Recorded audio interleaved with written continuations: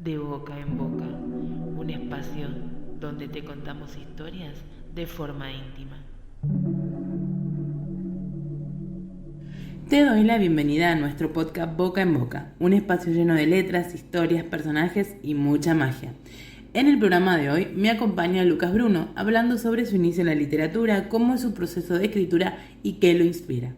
Además, tendremos nuevos consejos en el espacio literario a cargo de Nora Wilson. Continuando con los roles, nos trae en esta oportunidad el interés romántico. Y en la columna Reco, Anne Levinson te recomienda la película Entrevista con el vampiro, para que puedas disfrutar este fin de semana. ¿Me acompañas?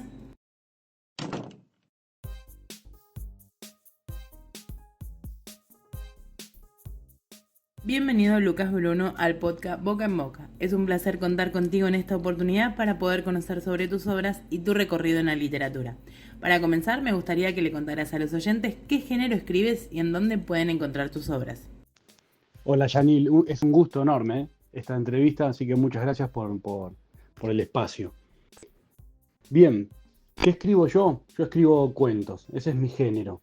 Tengo hasta el momento 3 libros publicados de cuentos. Si Dios quiere sale la novela el año que viene, ya está escrita, está en proceso de maquetación, edición y etcétera. Y bueno, los 3 libros son de cuentos. Ya habrás leído un montón de libros de cuentos, son todas historias distintas. Hay cierto avance, tanto en la técnica narrativa como en los temas y en la profundidad que se tocan. Pero bueno, son libros de cuentos por ahora. ¿Dónde pueden encontrar mis obras? Mis obras pueden encontrarse primero conmigo, directamente conmigo. Me resulta más fácil. Y después hay un par de librerías, pero no sé si quedan, la verdad. No sé si le quedan ejemplares en las librerías donde están. Así que se pueden comunicar conmigo directamente sin ningún problema. Tienes 3 obras de cuentos publicados y el más reciente es Una planta que nace. ¿Cómo fue comenzar a escribir esos primeros párrafos? Lo curioso con Una planta que nace es que nunca fue pensado como libro. Este libro nació mientras yo escribía la novela. Las ideas que iban surgiendo, ideas muy interesantes para tratar literariamente, iban surgiendo en el transcurso de la escritura de la novela, son las ideas que después terminaron siendo este libro. Eran ideas que me encantaban, tanto por su temática como por su génesis.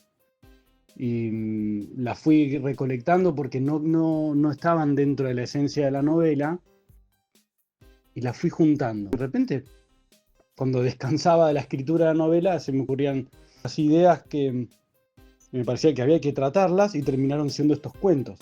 Y por eso tiene un desarrollo muy extraño, que nunca había sido así. Fue naciendo de a poquito mientras escribía la novela. Toda obra nace de una idea inicial que se transforma en inspiración y de allí se desarrolla. Pero en el caso de Una planta que nace, nació a raíz de tu primera novela. ¿Cómo fue que surgió la inspiración? Chispas que explotan y son muy rápidas, aparecen muy rápido y terminan muy rápido también. Entonces, cualquier cosa inspira. Puede ser la caída de una hoja de un árbol, puede ser ver un partido de fútbol en la calle, puede ser algún disparador que me causó tristeza o cierta nostalgia. Cualquier cosa puede inspirar para un cuento, me parece. Siempre la cuestión está en cómo tratar esa idea que aparece. Los protagonistas de mis cuentos son tipos normales, son tipos, personas, hombres y mujeres que nos podemos encontrar. Sabemos cómo surgió Una planta que nace, pero me gustaría conocer más sobre la obra. ¿Qué puedes contarnos sin hacer demasiado spoiler? En Una planta que nace, bueno, son 11 cuentos, así que lo que sí puedo decir es que todos sacan a la luz una emoción o una sensación muy distinta en cada uno, y eso es lo que le hace interesante. Como todo libro de cuentos, yo recomendaría no leerlo de corrido, por ejemplo. La obra surgió de forma paralela a la novela que escribías, pero ¿cómo fue desarrollar a los personajes que la integran? Los protagonistas de mis cuentos son tipos normales, son tipos, personas, hombres y mujeres que nos podemos encontrar en cualquier momento de nuestra vida. Y, y ahí está la magia de la literatura, que hace con esos personajes comunes cosas que nos imaginamos o que le podrían pasar a cualquier persona en un ambiente, en un mundo cerrado como el del cuento, de una manera quizás a veces mucho más lúdica, mucho más graciosa, o más triste también, o más grave, si se puede decir. Creo que todos dan una inspiración lógica porque son personas normales.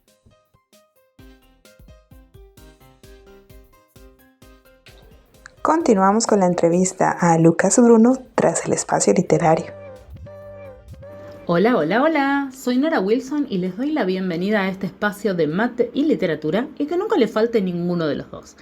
Enero es el mes de los roles narrativos, así que ahora vamos a encontrarnos con el amor de nuestras vidas, el interés romántico. Y vamos a empezar con esto, el interés romántico objeto ya fue. Ya nadie quiere una Luisa Lane a la que esté salvando Superman con todo su heroísmo. ¿Cómo hacemos un interés romántico que nos enamore? Vamos a eso. El interés romántico es respecto del protagonista, el personaje cuya relación emocional o amorosa con el protagonista añade profundidad, conflicto o motivación a la trama. Si es una trama romántica va a ser algo central, si no puede ser satelital. ¿Cómo hacemos un interés romántico que nos enamore? Y particularmente estoy hablando de Jamie Fraser, digo de cualquiera que nos enamore. Bien, punto 1, y esto aplica a todos los roles, porque aplica a todos los personajes. Tiene que tener una agenda propia. El interés romántico no puede existir para y por el protagonista. Tienen un muy buen ejemplo en cómo entrenar a tu dragón. El personaje de Astrid tiene su propio objetivo, una personalidad muy diferente a la de Hippo. De hecho, resulta también ayudante porque lo complementa y eso es algo muy lindo en un interés romántico. Pero tenía su vida antes de que aparezca Hippo y sigue teniendo su vida después de que él aparece. Lo mismo ocurre con el Rey de Reyes, Jamie Fraser. Y lo mismo ocurre con el otro Rey de Reyes, Mr. Darcy. El interés romántico existe en la mayoría de los formatos y en general cumple distintos roles, se combina con distintos roles en distintos formatos. No vamos a estar centrándonos en las tramas románticas porque obviamente es el objetivo principal, pero en las tramas de aventuras, por ejemplo, suelen ser ayudantes, mientras que en las historias de espionaje suelen ser también antagonistas, como en el caso de James Bond. En cualquier caso, siempre tienen que tener su propia agenda, su propio objetivo y su propia personalidad. Vamos al siguiente punto. Por favor, no hagan que el amor sea instantáneo. Para que la relación sea creíble, se tiene que ir desarrollando la relación a través de conflictos y a través del crecimiento, tanto del protagonista como del interés romántico. Y acá tenemos el claro caso de Lizzie Bennet y Mr. Darcy. Pero también de Harry Potter y Ginny Weasley. Ginny está enamorada de Harry desde el principio, pero Harry de ella no. ¿Cuándo se enamora de ella? Cuando ve que la piba es una copada y es todo lo contrario a la salame que le había gustado siempre. El llamado slow burn es cuando estas relaciones se van dando muy de a poquito. De hecho, en la saga que yo publiqué, se va dando de esa manera. Y por eso es que a mí me gustan tanto las historias que son de amigos amantes. Pero cambiemos de punto ya. Punto 3. Tiene que haber un conflicto en la relación. Por ejemplo, Katniss y Peeta. Katniss no puede admitir que está enamorada de Peeta porque no cree que merezca a alguien tan bueno como él. Y él cumple la función de ayudante, cumple la función de antagonista por momentos y sobre todo la ayuda a crecer. Al igual que el ayudante, el interés romántico debe tener momentos heroicos propios. Por ejemplo, en Titanic, Rose lo salva a Jack cuando él está encadenado, o en Mulan, Mulan salva a Zhang y Zhang salva a Mulan también. Punto 6. Tiene que darse una química real. Y esa química real tiene que verse en los diálogos, en las acciones y en la cercanía. Un gran ejemplo de esto lo tienen en Anne y Christoph. Ana empieza con un supuesto interés romántico que no termina siendo, mientras que con Christoph se da un humor y una comprensión desde el principio en la cual va creciendo una relación amorosa de manera muy natural. Por último, el interés romántico tiene que tener un efecto real en la trama principal. Eugene, en Enredados, por su amor termina justamente siendo él quien pone el límite necesario entre Rapunzel y Gretel. En Star Wars, Padme termina siendo el artífice de la caída en desgracia de Anakin Skywalker. Y volviendo a Mulan, Zhang refuerza los temas de igualdad y respeto mutuo que ya se están planteando desde la figura de Mulan. En este sentido, Ginny Weasley es un mal interés romántico porque no ayuda a crecer a Harry. El vínculo principal de Harry son sus amigos, porque de eso se trata la historia. Bueno, yo quiero que me comenten de qué interés romántico ustedes se enamoraron y nunca se recuperaron. Así que créanme que los leo. Nos vemos la próxima.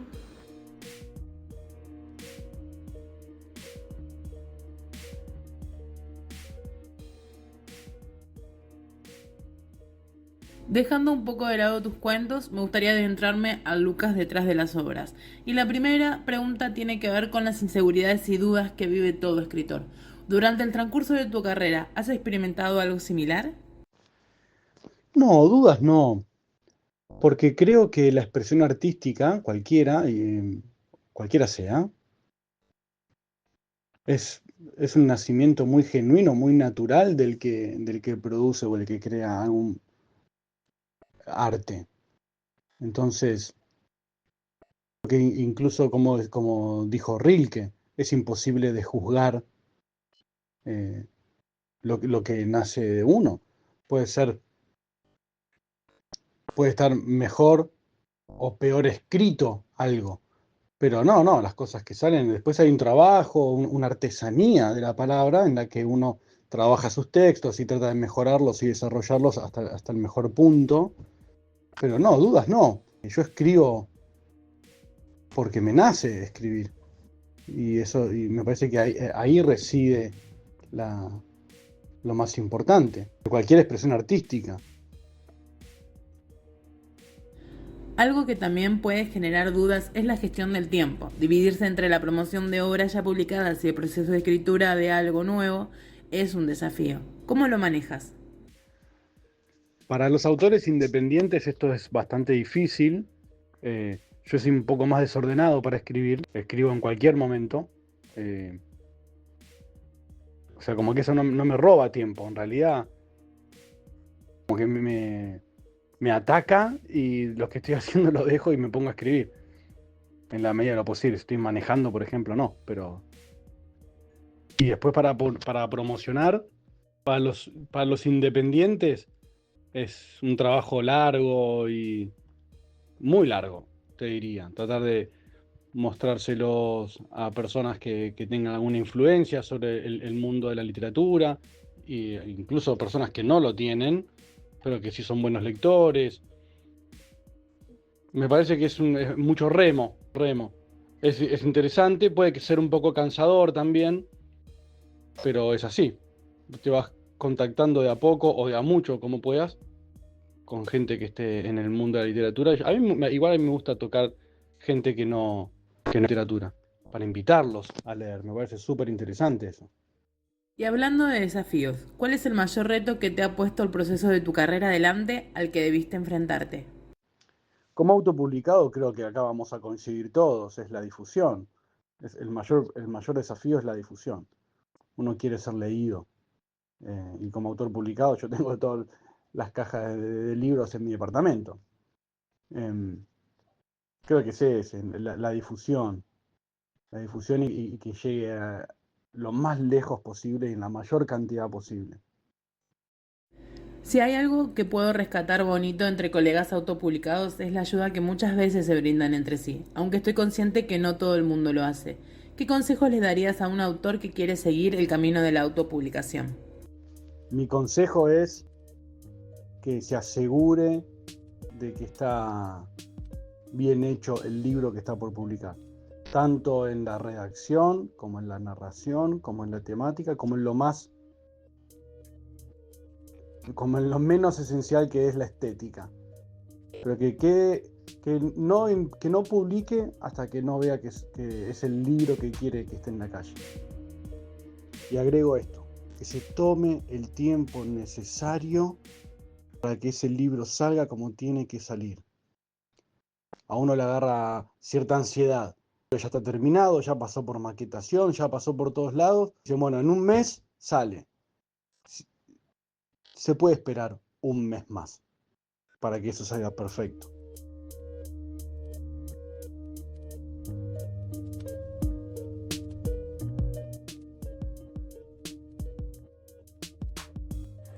Continuamos con la entrevista a Lucas Bruno tras la columna Reco. Hola, hola.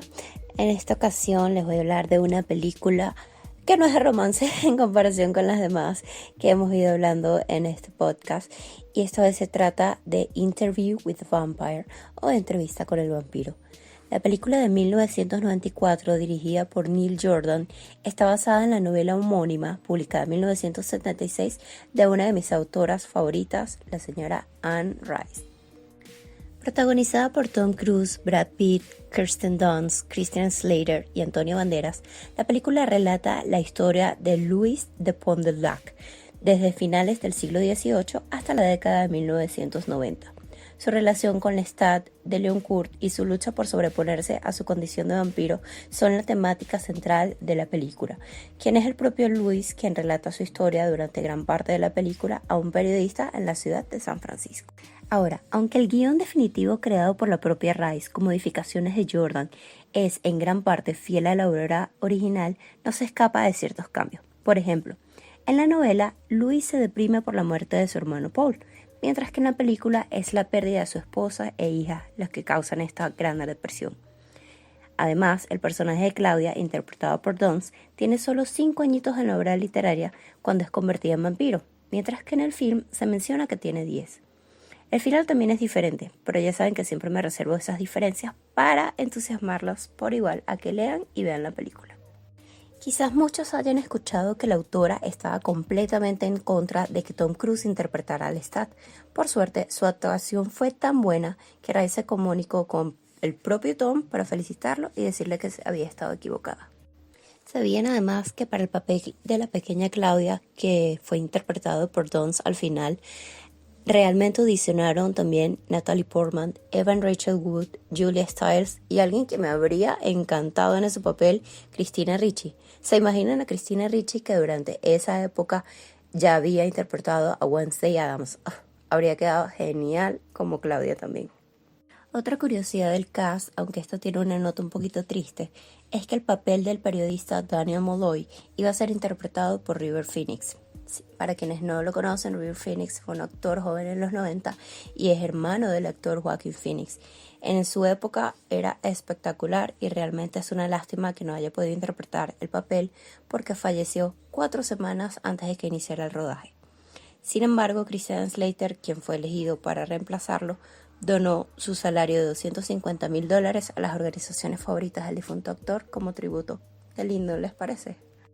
Y para finalizar les cuento que aunque Entrevista con el vampiro está narrada desde el punto de vista de Louis, la novela Lestat el vampiro, que fue la segunda novela publicada de Rice, es narrada por el propio Lestat, contando su lado de la historia y convirtiéndose además en la voz narradora dominante de la mayoría de las historias a lo largo de la saga Crónicas Vampíricas. Esta saga es una de mis favoritas. Anne Rice, como les dije antes, es una de mis autoras favoritas. Así que si les gusta el género vampírico, se los recomiendo. Vean la película, lean los libros, no se la pierdan. ¡Chao! Hemos llegado a la sección random, la que más me gusta. 2 preguntas aleatorias para conocer a Lucas detrás del escritor. Y la pregunta tiene que ver con las citas. Si tuvieras que elegir 3 personajes para tener una, pueden ser propios o ajenos, ¿cuáles elegirías y por qué? Qué linda pregunta, me encantó. Tendría una cita con el protagonista de Flor del Olvido. Es un hombre muy muy solitario que vive en el monte, que me interesaría mucho su vida. Después el Tano de Pase Inglés, del cuento que se llama Pase Inglés, Es un protagonista que vive una vida muy, muy particular en una Buenos Aires del 1960, por ahí. Y tendría una cita con el abuelito de Una planta que nace. Con el abuelito al principio del cuento y al final del cuento. Ya lo van a leer, espero, y van a entender por qué la especificación de los tiempos. Y la última, la cual siempre me encanta hacerla. Si tu vida fuera una novela, ¿cuál considerás que es el título perfecto? Buenísima esta pregunta. ¿Cuál sería el título perfecto? Se me ocurren un montón. El vaivén, podría ponerla así. Locado vaivén. Esa me gusta. Hemos llegado al final de la entrevista. Lucas, fue un placer poder conocerte mejor como escritor y saber sobre tus obras. Te deseo muchos éxitos con tus cuentos y espero que pronto tengamos más novedades sobre ellos. Pero antes de despedirnos, te invito a que les recuerdes a los oyentes dónde pueden encontrar lo que escribes y si quieres también dejar tus redes para que más gente lea lo que haces. No, fue un gustazo, el gustazo todo mío, todo mío. Muchas gracias de nuevo por el espacio. Un saludo a los oyentes. Me pueden encontrar como Lucas Bruno Escritor, todo junto. Y ahí mismo pueden conseguir mis libros. Me pregunto, yo lo manejo yo, la cuenta. Tienen muy pocos seguidores, no le doy tanta bolilla, pero sí le doy bolilla cuando se interesan por los libros, los mensajes, sí los veo. Y además, sumarse e inscribirse a mi taller de narrativa. Es a lo que me dedico, a acompañar en el proceso creativo de la narrativa breve. Así que ahí estaré, me pueden escribir cuando quieran. Lucas Bruno Escritor, todo junto. Bueno, muchas gracias de nuevo y un gran abrazo para todos los que están escuchando.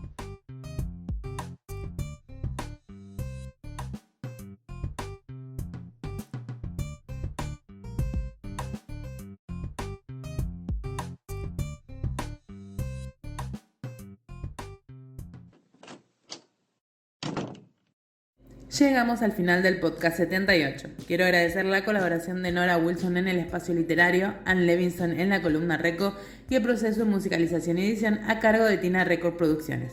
Espero tu comentario en redes y ojalá que te haya gustado lo suficiente para que regreses al próximo.